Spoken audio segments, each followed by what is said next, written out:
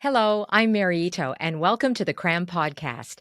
CRAM is an acronym for Communicating Research and More, which is what we try and do on this podcast. A lot of exciting research and groundbreaking ideas never reach the public, but they have the potential to change the way we think and act.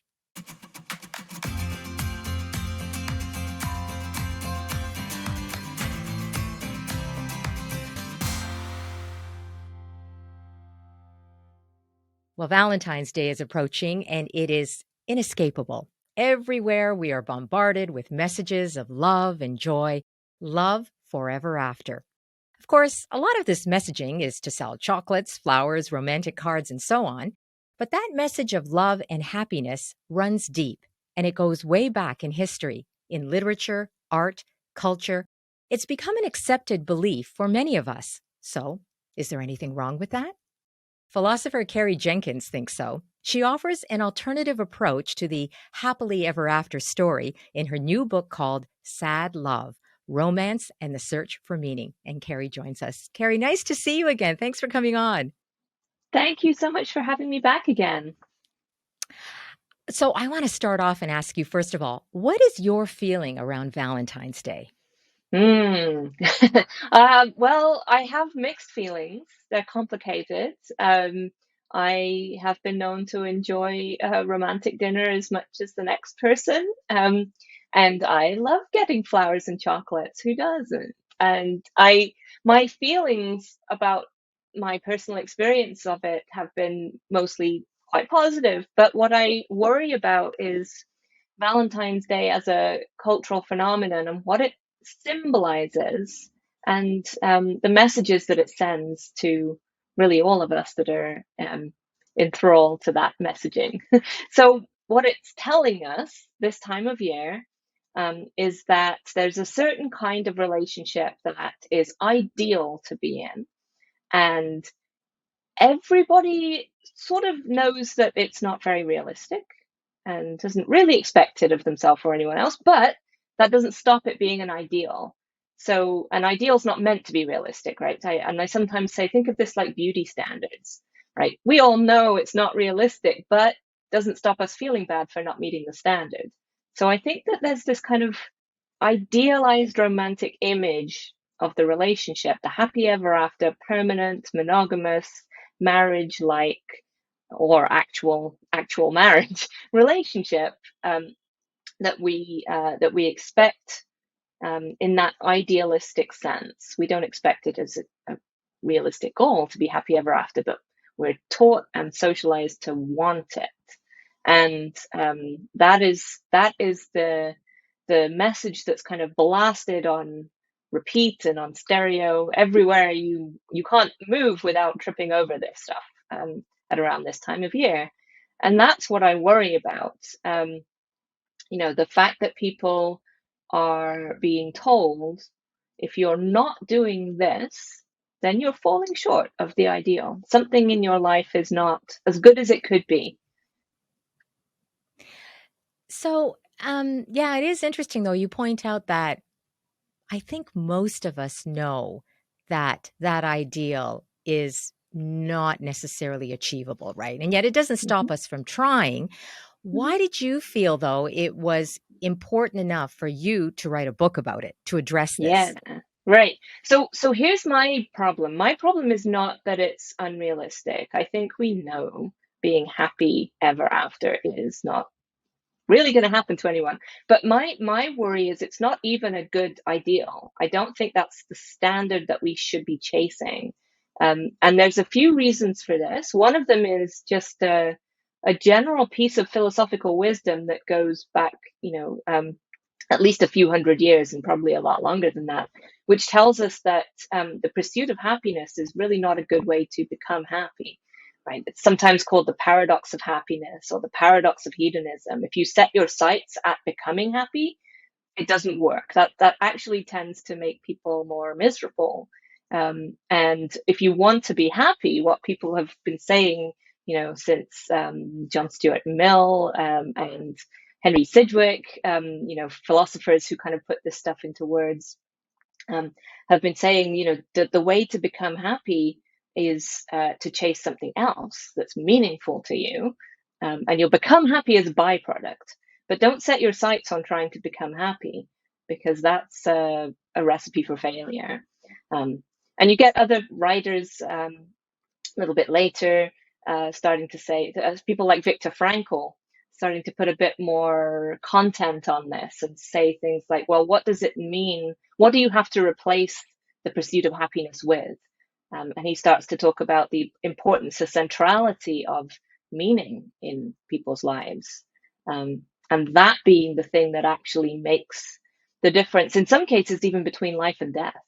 Because Viktor Frankl's writing about his experiences in World War II as a prisoner in a concentration camp, and what would make the difference between the people there who he thought he saw survive and be able to continue under the worst possible circumstances, and the people who could not. And the difference was whether people had a sense of meaning or purpose in their lives. That's Hmm. what he identified. So nobody could be happy under those conditions, but some people had meaning, and that was what made the difference. Okay, there's so much to unpack with this. Let me just first of all start with the idea of actually pursuing happiness as if it's something to Mm-hmm. chase. Mm-hmm. Even that concept, isn't happiness more the result of something? So how do we actually Yeah. chase it? Yeah, that's it. So really the message here is not putting happiness as part of the goal or the end state. So if we think happy ever after is the goal, then we're putting happiness in that position of something that we're seeking to achieve, something that we're pursuing. The romantic happiness, right? It's a special kind of happiness. It's got extra bells and whistles that actually I think make the paradox of happiness even worse for the romantic happiness. But we're still doing that pursuit of happiness. And yes, I think what you're saying is what a lot of people are saying. That the message I hear is coming from all sorts of perspectives, including now even some empirical research. That if you put happiness as the thing you're pursuing, it's counterproductive. And what you need to do is chase the other things that make life meaningful to you, whether that is your relationships with other people, your community, or your creative projects, or just something that you find valuable in itself for its own sake. And doing that will lead to happiness as a byproduct. You don't chase it, you chase this other thing, and happiness and Viktor Frankl has this lovely phrase. He says, happiness cannot be pursued, it must ensue. Right? It And ensues so, when you are doing right. something else. You don't pursue it. And so this is a big part for me. This is a big part of why I think the idea of the happy ever after as the ideal that we're chasing when we go looking for a good relationship or a good life is a big mistake. And this is a Yeah. big part of why I object to Valentine's Day. Okay. So, and you know what? Is there actually a double paradox there? Because that's actually what I'm getting from you, because there's the paradox of you're trying to find your happiness, and yet what ends up happening is you become unhappy. So there's a Hmm. paradox there. The other Hmm. thing is that happiness is really about yourself, right? It's you're trying to achieve self-happiness, Yeah. but the trick is that it's you have to look outside of yourself in order to achieve it. So that's Yes. the other paradox. Is that right? Yes. So there's Okay. there's multiple like multiple Ah, issues, as they say on Wikipedia. Yes. And these are two of them. And there's more. So not only are you looking to the relationship with another person, another human being, as a source of your own personal fulfillment, which has its own set of issues and problems.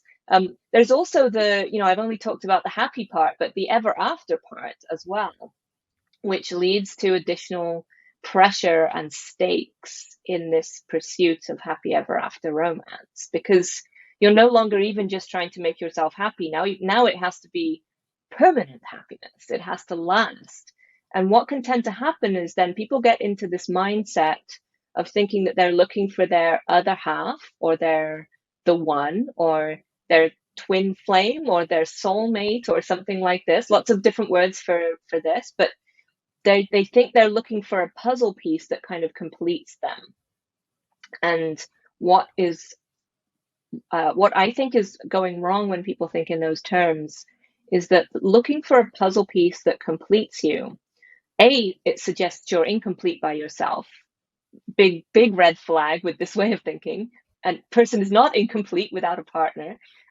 But B or two, I can't remember if I started with letters or numbers. But the second problem, if you think in those terms, then any issues, any difficulties, any problems that arise, any of what we call the negative emotions, you start to see them as signals that your relationship is not the one, that this person is not your perfect puzzle piece. So instead of becoming challenges that the two of you face and take on together and learn through and improve together on, they become evidence that actually this is the wrong relationship. Um, and so any deviation from happy ever after then starts to be measured as failure, a failure condition. And in our romantic conception of how romantic love works, we got either blissful happiness, right, or complete total heartbreak, tragedy, failure. These are the two love stories that we tell over and over again, right? Wuthering Heights, or operatic heroines dying on stage, tragedy, or absolutely blissful, happy ever after fairy tale princess, right? Those are the two, the two real stories that we get, and it's only very recently and interestingly that we're starting to see some challenges and attempts to tell stories that where people end up somewhere in the middle. And Mm.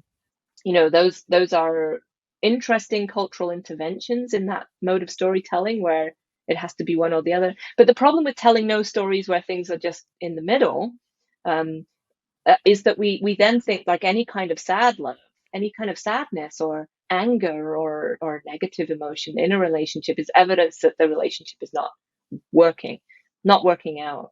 Um, and I put this in the context of a much bigger cultural phenomenon, which is the devaluing and marginalization of so-called negative emotions in basically in US culture, but North American culture generally, and it's kind of Oh, it yeah. has spread worldwide.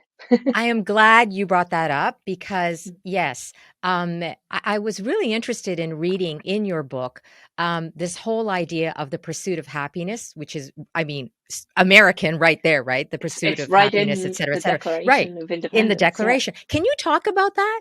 Because I never Mm-hmm. really made that association with this Yeah. phenomenon of pursuing happiness. Yeah.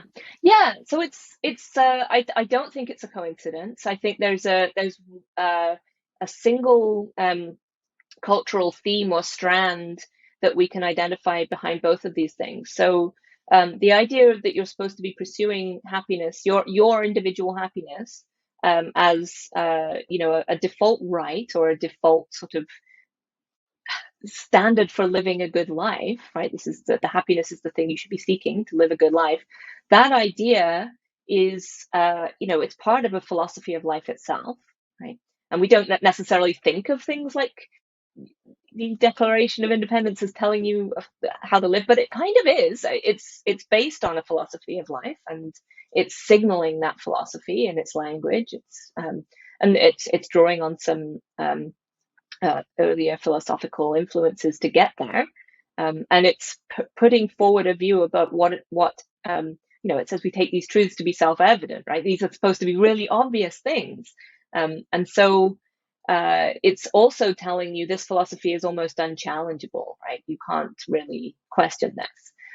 If that's your view about what a good life is, and then we add into the picture that we take a good life to include good relationships or a good relationship, right? We normalize the idea that everybody wants to be in love, everybody wants a romantic partner. Not true, but like we do assume that it's part of what Elizabeth Brake calls amatonormativity. This idea that love is romantic relationship is the normal state, ideal state for everyone.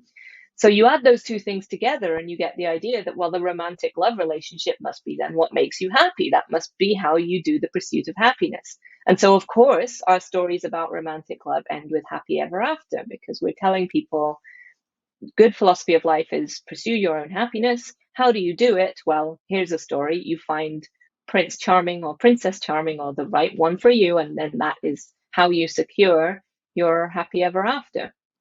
And so all of these things are working in concert to do well, I mean, to do a number on us, to do a lot of things that focus our attention in what I think is philosophically a dangerous direction and an unproductive direction. And in the book, I explore reasons for thinking it's also a very politically conservative direction. This is why we can never really get politics out of relationships, right? Because as soon as you start talking about love, about how love should be, you're really talking about how people should live. You're talking about how life should be. How should we regulate that? How should we approach each other in these regards? How should we police each other's lives or not? So you can't ever make love apolitical. It never has been, and it never will be. And yes, I think the way that we conceive of romantic love in these happy ever after mythologies is 100% political. Um, and so the pursuit of happiness is bound up with the idea of the American dream, which is about the idea that everyone can make it in America, right? Anyone from whatever starting point, they can pull themselves up by their own bootstraps and become economically successful, meaning being financially secure, independent, having the house with the white picket fence, and of course the wife and two children, because this was originally a story that was being projected to men, right? The people who would be interested in securing economic independence in this idealized version of what America was going to be. So that was the original American dream. And in the book, in Sad Love, I talk about how it's accompanied by and transfigures into over time an emotional dream, which is this idea that everyone can become emotionally successful wherever they start from and whatever's going on with the rest of their lives, and pull themselves up by their own emotional bootstraps. And the result of that is we end up blaming people for quotes failure, whether that's their own economic failure, not having enough money to live, or their emotional failure, not being happy. If you fail emotionally, if you are sad, if you are angry, that's a personal failing of yours. You need to make yourself happy. No need for political change. The fact that you might be angry because of structural racism or, all of the or colonial attitudes or the misogyny, that no, none of that is responsible. You are personally responsible. That's why you're sad and angry. And the correct remedy for it is not any kind of activism or political action. The correct remedy for it is you going to a yoga class or becoming more grateful for being in this situation that has made you sad and angry in the first place. So that's why I see it as ultimately politically conservative, and part of why it's never apolitical to challenge these romantic narratives. Okay, before we completely cast aside this romantic ideal, is there a place for it at all? And I guess because I think about, and again, I don't know the statistics behind this, but there are couples, and I know some of them, and they've been together for many, many years. Yeah. It's been the only one. And they will say, oh, he or she or they're the love of my life. They Yeah. were, and they always will be. Oh, yeah. Is there a place at all for that? Like, Of course. And so here's the thing, there are so many different love stories that are all valuable and all beautiful. And some of them are like that, and some of them are different. And so the thing that I'm trying to say is not at all that being with one person forever, and having something that looks like the American dream be your life. It's not that there's anything wrong with that. That's a beautiful life story, a beautiful love story. The problem is, the problem comes from projecting that to a message that everybody should have this and should do this. And if they don't, they are failing in some way. Because there are actually many, many different ways to have a wonderful life full of love, and only some of them look like that. yeah. So what are you proposing in the Mm. book? Well, so the first thing that I'm proposing is that we replace the idea of happy ever after as everybody's default goal for a good life, with this idea that I call eudaimonic love. And eudaimonic love is not necessarily romantic love, although it can be.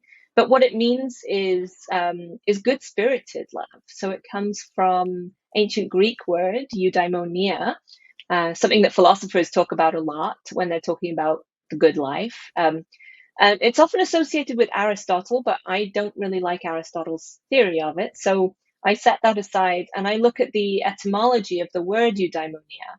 And it comes from the roots eu, which means good, like euphoria, like good feelings, same root. And then daimon, which means a spirit, which is actually the same root as demon, although it doesn't have any negative connotations. Eudaimonia just means good spiritedness. And so living in good spirits is a way of living well. And I want to say loving with good spirits is a way of loving well. And what do I mean by good spirited? Yeah. That's the $1 million question. And so one of the things I'm trying to do with that move is put into the picture the multiple intersecting levels at which our loves and our lives can be in good or bad spirits. So it's not just about the individual or even the people in the relationship. I mean, if you're trying to have a relationship with someone who's acting in a bad spirited way towards you, obviously that's a no go. But there's also questions like, is the relationship surrounded by good community spirit? Are you in a place where people look at relationships like yours and support them, or where they look at relationships like yours and condemn them and try to wipe them out of existence? If you're in a good environment, if you're in, if you live in a place that is good spirited in that sense towards your kind of relationship, the chance of that love thriving and being rich and meaningful and ultimately happy is much higher, right? So this is part of being in eudaimonic love. It's not just about you. It's not even just about you and a partner. It's about the environment, the community, your family, your friends. How are they acting towards you?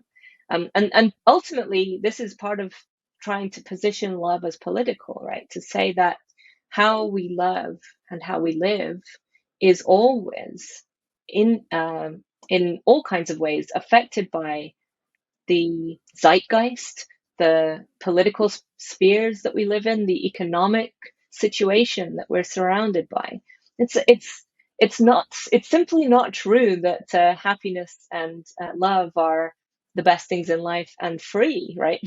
We think of this as received wisdom, that the best things in life are free and those best things in life are love and happiness. But if you can't afford to go to a movie and dinner for a first date, then it suddenly is a lot more challenging right, to find love. And people, when you think about that, it's really obvious. But it's amazing how many people will say, no, love is, you don't have to pay for love. And I mean, yes, you don't walk into a store and say, I would like to purchase one love, please. But you do very much depend on the economic circumstances and the economic world you live in to find and sustain healthy relationships. And so there's a kind of naivety to saying that love is Mm. free that I So want tell to me this then. address. Yeah. So how do we tie in that other belief that was central to the paradox of happiness with your idea of, is it eudaimonic? How do you Mm-hmm. pronounce that? Yeah, Eudaimonic, yeah. eudaimonic love, Mm-hmm. talking about the fact that happiness could result if you focus on something outside of yourself, on Mm-hmm. giving your life meaning. So, Yeah. how does that now tie in with what you're Okay. saying? So, thinking about all of the ways that love can be good or bad spirited, I encourage people to think as well about whether their relationship is a good daimon, a good spirit for its community. So, not just the way that the community impacts the relationship, but whether when people get together, are they then secluding themselves from their communities as it were, putting up the white picket fence and say, we are now a little unit of our own inside here, and we are not going to go out and into the community and help others. Um, and there was sadly, some empirical research that suggests that when people do form these romantic units, there is a tendency away from acting in more community-minded ways and providing things like care for extended family. That burden tends to fall on single people to a large extent. So I shouldn't say burden. I mean that responsibility. It can be a lot of things other than a burden. But that responsibility tends to be taken more by single people than by people in traditional looking romantic relationships, um, because of this tendency for couples to think of themselves as forming a new isolated unit, the nucleus of the nuclear family, rather than being outward looking into their communities and into their worlds. Um, You know what? Also, mm, Carrie, that makes me think of people I know who've been in relationships.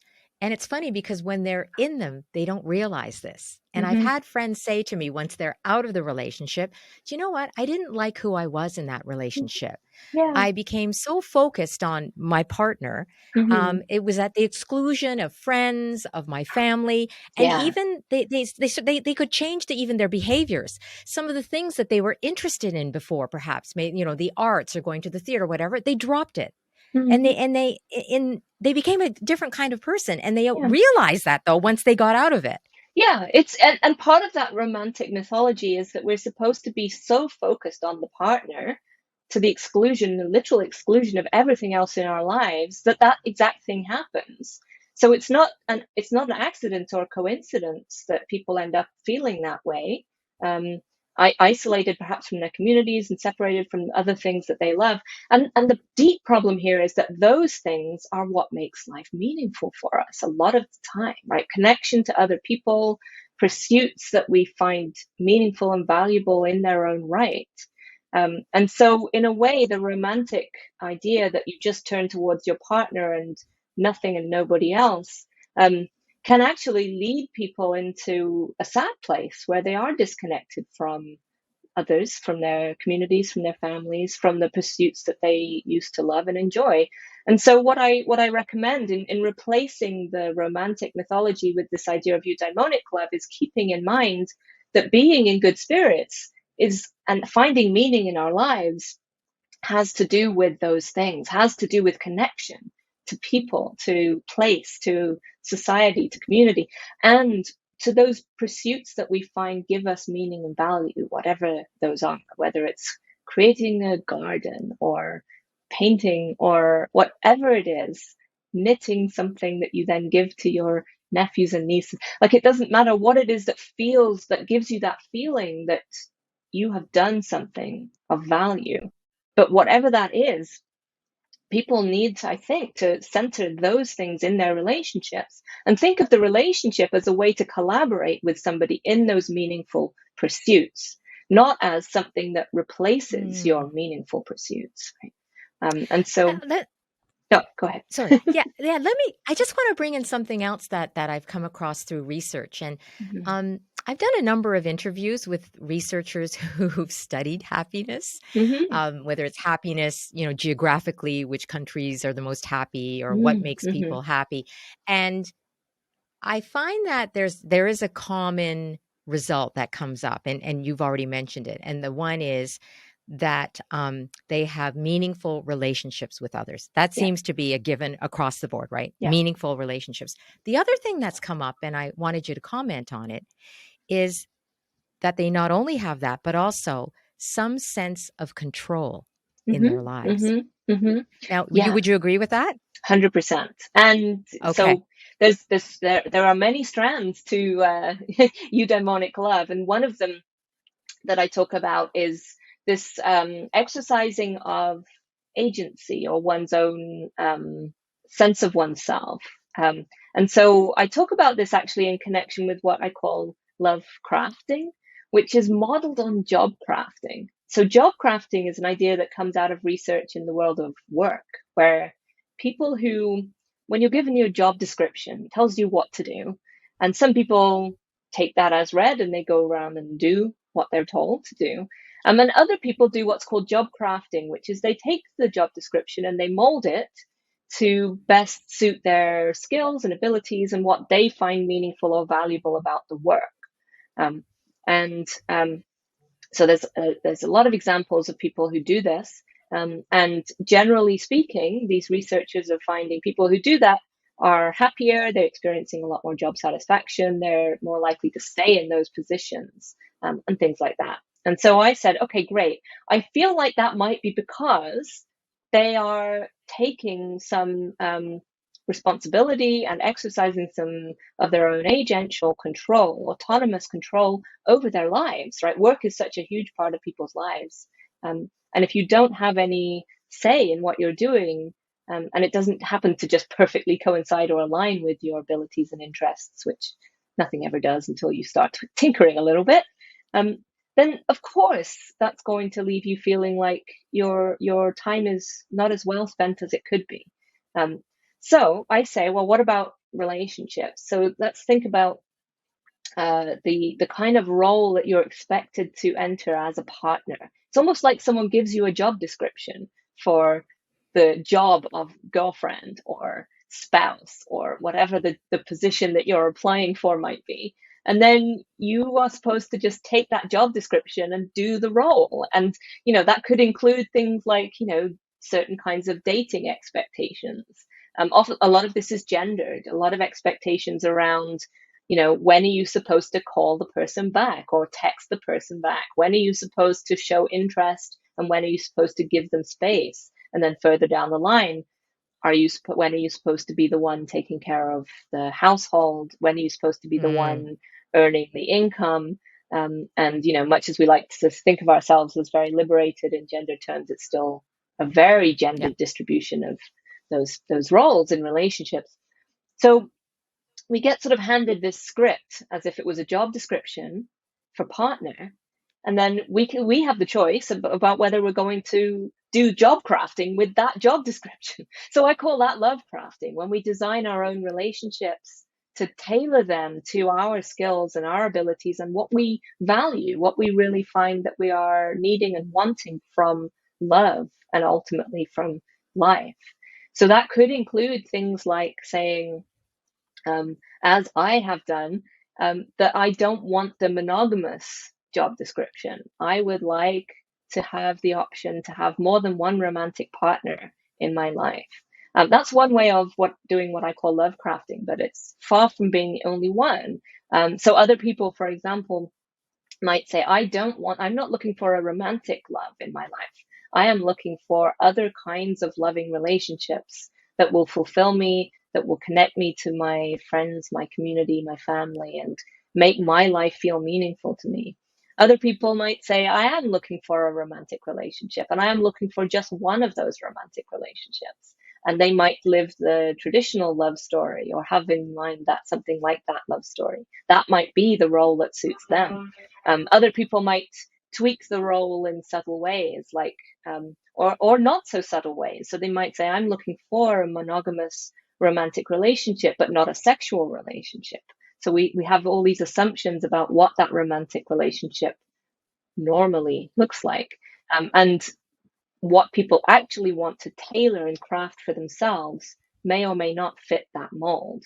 So people who are empowered to do what I call love crafting, um, I'm putting my money on that having similar results in the world of love that it does in the world of work, right? People feeling more satisfaction with their relationships, with their lives, because they are taking control, having some agency in determining what it is that they're supposed to be doing Mm, here, right? If mhm. you are given that permission slip to tailor your job description or your role as a romantic partner or as a loving person, I think that is really that could be life changing for a lot of people. So I'm trying to give as many people as I can that permission slip, or at least that invitation. Yeah.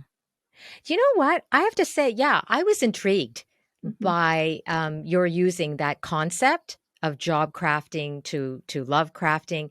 And just even your whole approach of eudaimonia, everything sounds reasonable, well thought out, Thank you. well-meaning, rational. Actually, and rational too, right? Hmm. But there's a part of me too that, I know that there's this totally irrational side, Hmm. right, of Yeah. love.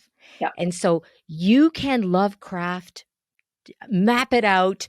You're super happy with this. You Hmm. say, yes, I want this kind of eudaimonic aspect to my life and Hmm. include all kinds of different love, etc. And then it just can go out the window.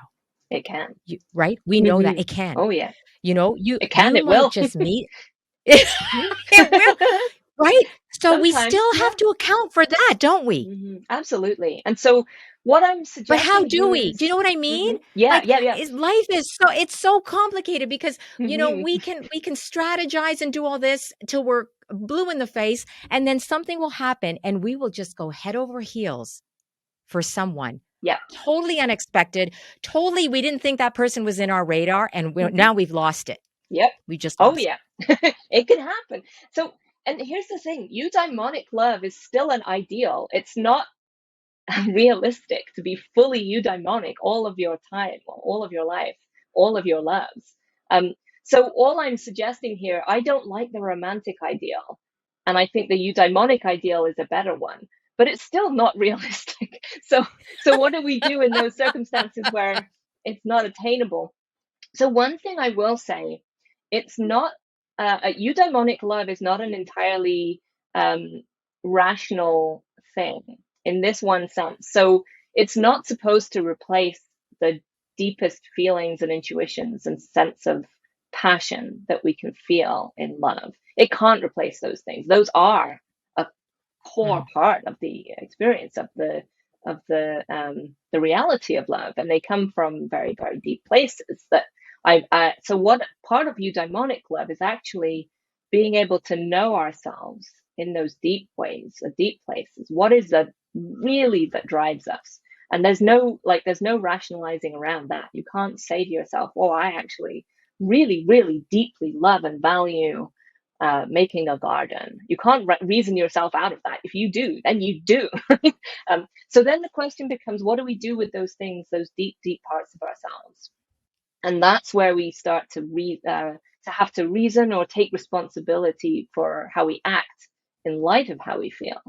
So if we have some of these kinds of things you're describing can be crushes and infatuations, and those can potentially be risky, right? We can lead ourselves into some very bad situations if we um, follow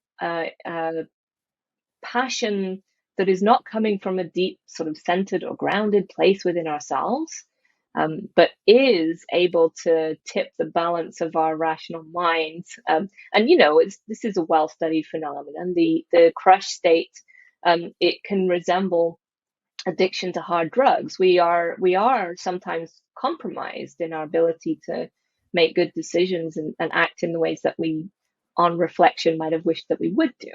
So in some of those situations, it's actually the most important time to put the brakes on a little bit and say, okay, not that I have to reason myself out of it, but I might have to feel a bit deeper. So it might be that I need to feel a bit deeper than the insta crush and the flutterings and the butterflies and the whatever it else it is, and have, because sometimes we get those feelings along with a deep sense of some sort of red flag. Um, and Hmm. then it's not like we're trying to reason ourselves out of our feelings, but there's two levels of feelings that are almost pitted against each other. And the eudaimonic love that I'm trying to urge people towards is not a crush state, or an infatuation state, or what sometimes is called limerence, where we're sort of we are sometimes compromised in our own abilities to have control over our lives. It comes from a deeper place, which is still emotional. It's still passionate. It's still often erotic in every sense of the word, but it's not the same as the crush, the limerence, the infatuation. those things aren't love. Those things are those are things we can experience without knowing a person at all. Um, and this tells you it's not love, right? Because if you love someone, you need Mm, to know who the person is. This is basic. So the real kind of tough work here, and this is not something a philosopher can do for you, right? Everyone has to do this, but the real tough work is figuring out within ourselves, knowing ourselves, what it is that we at our core need, feel, want, love, and how to manage the other, what I would call daimons, the other spirits within ourselves. We're not just one daimon. There's all the little voices in our heads telling us things that, you're not good enough for this person, or that whatever it is, this person is somehow really important and you need to pay more attention. So, and all of these things are going on inside of us at a time, and we need to somehow manage that cacophony in a way that is, I wouldn't say rational, but I would try to say wise. And when I say wise, I'm trying to, my best understanding of what that wisdom consists in is when our emotional lives and our rational lives are pulling us together instead of pulling us apart. So the mm. wisdom comes from that integration of all these different sources of information within ourselves. Um, and it's This, hard, and it won't you will always accept work. it. No, Just you won't. know what? And here's the other thing too. I think it's lifelong. Yeah, 100%. I mean, who You're never really, done yeah, with this. no, who really has it ever figured out? I don't know. Maybe some people say they have, but I don't know. I think it's probably more common that it's really just, it is a journey. It's a journey that never ends. But you And know what I that wanted to ask you though? I want to Yeah, say one more thing. oh, go ahead. Thinking about it as a journey is actually a lot more sustainable than thinking about it as a finished product. And there is empirical research on this too, that people who think about their relationship as a journey that will have ups and downs, but you go through it together, are usually much more resilient to challenges in their relationship than people who think of themselves as puzzle pieces that have fitted together perfectly and now that is complete, right? That is actually a vulnerable state, because any evidence that there's any challenge could lead you to think you're not the one for this person. Whereas you think of it as a journey, much better chance that you actually that remains a sustainable way of being, of living and loving together. Wouldn't that probably be true of most things? Yeah, I think so. I think so. Really? To Yeah, regard, really, like even life itself. 100%. I think, Yeah. I mean, how we Yeah. think about love and how we think about life itself Yeah. are just Yeah. massively interconnected. You cannot separate the Yeah. two, which is why love's not just political, it's philosophical too, like at its very core. Plato knew this. His biggest works on philosophy were about love. Yeah.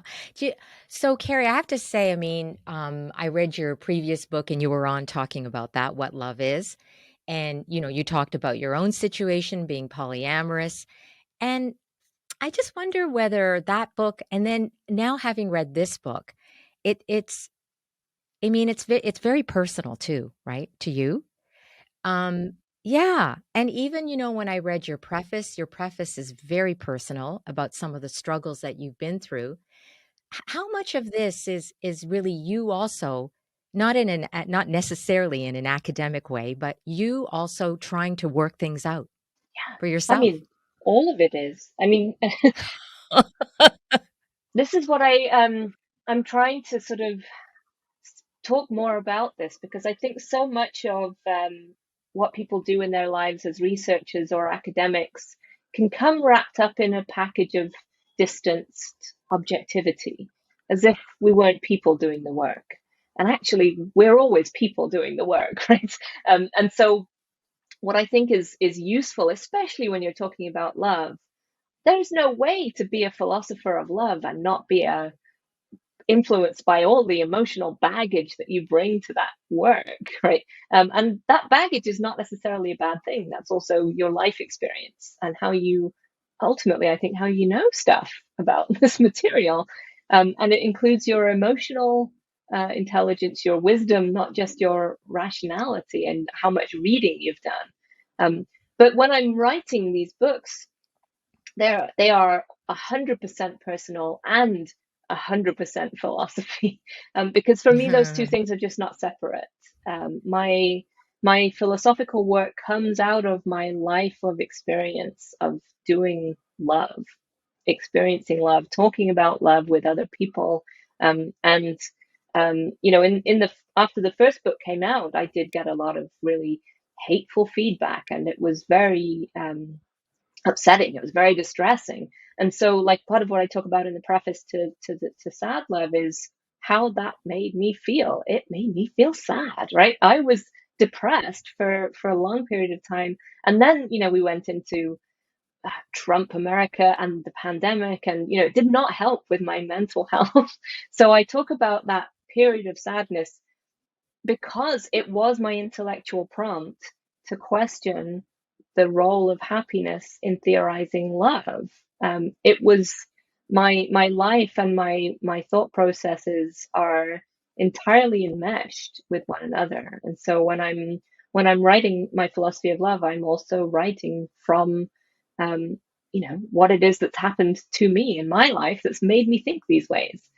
And the thing is, everybody is writing from that place. It's just some of some of us are more forthcoming with that fact than others. And I can see the value in trying to maintain a certain amount of distance in the sense of making room for other perspectives and bringing other people's voices to the table. But what I'm suspicious about is any attempt to pretend that one doesn't come to philosophy or any other inquiry for that matter with baggage, with a personal opinion, a perspective, and a set of values that are going to lead to, in some cases, what we would call biases. And that if we don't acknowledge that we are influenced by those things and that we may well be biased, then we're just missing facts about ourselves, right? Because everybody is Yeah. liable Yeah. to So, those things. okay, this makes me think then sad love. Okay. Well, sometimes sad professor, Hmm. happy professor, Yeah, right? yeah, Lonely yeah. professor, 100%. all Angry those things. professor. Well, Angry professor. professor is a human being with a full range of human emotions. I Well, made a comic strip called Sad Prof, because at the same time that I was oh, writing there you Sad Love, go. I was There you thinking go. about what it is about my work that makes me feel sad. There's a lot of things. There's a lot of things. I find that so, it's very interesting too. You call your book Sad Love, and then now you say you even had a comic strip, Sad Professor, Mm. and yet just, your demeanor, like, I mean, I've only spoken to you twice, but no, it's Mm. very positive, very light, friendly, warm, not at all Thank what you. just the title might suggest. Mm. Yeah, I it's so interesting. I I don't know if I'm that's your default. Maybe that's your default. well, when I'm connecting with other people, it tends to bring this more out of me, which is part of why I think I believe this wisdom that comes from Frankel and many other people that happiness is a byproduct of how we connect and collaborate in meaningful work with others. So a conversation like this, it does make me happy, right? I feel that this is Mm, eudaimonic work for me, and the byproduct of that is I do get like the brain chemical rewards that make me feel happy. Um, and I mean, also, I think this is quite a common thing with depression. It's not particularly something that's necessarily detectable in people's normal yeah. lives, in their workplaces, and even among their friend groups. And this is a point worth mentioning just in its own right, that we don't necessarily know what is going on with people behind the warm and smiley demeanor. I mean, I'm having a good day today, but I have terrible days, and I might well look pretty similar to this on my terrible days. So Yeah. there's something to be said for kind of remembering that people who are experiencing depression, especially in a culture that valorizes happiness and good vibes, and tends to stigmatize and demonize sadness and anger and especially mental illness. Um, it's very easy for people to feel like they need to project something that meets the societally expected standards. And I've been there too. I've been in situations where I've probably looked and sounded pretty much like this, and what was going on the inside was really not what it looked like at all. So I think this is Yeah. yeah, this is part of why I want to kind of speak up for the so-called negative emotions. I want them to be something that we share and talk about. Um, I'm working on sadness. Another philosopher hero of mine, Maisha Cherry, works on anger and its vital importance in, especially in political life, in addressing injustice and racism. And I think it's time, especially coming out of the pandemic lockdowns. A lot of people went through Hmm. unconcealable periods of negative emotion, where it wasn't possible to sort of pretend we were all carrying on with our game faces in perfect working order during those periods for a lot of us. And so it's time, I think, for more of these conversations to come to the surface, because there's value in every form of emotional experience. They're all there for a reason, and they're all doing something. They're not just parts of our lives that we should be trying to eliminate or hide. Yeah. I love talking with you. This was really just a wonderful conversation, Likewise. Carrie. Well, thank you. Yeah. Thanks for giving so much of yourself. Well, thanks for making space for this and important conversations. I really appreciate the work you're doing. That is Carrie Jenkins. She is a professor of philosophy at the University of British Columbia. Her latest book is called Sad Love, Romance and the Search for Meaning. And she's the author of several other books, including What Love Is and What It Could Be. If you'd like more info on Carrie and her work, you can check out our show notes. That's it for this edition of the Cram Podcast. We hope you enjoyed it. Our thanks to the Temerty Foundation for their generous support. And we hope to see you next time.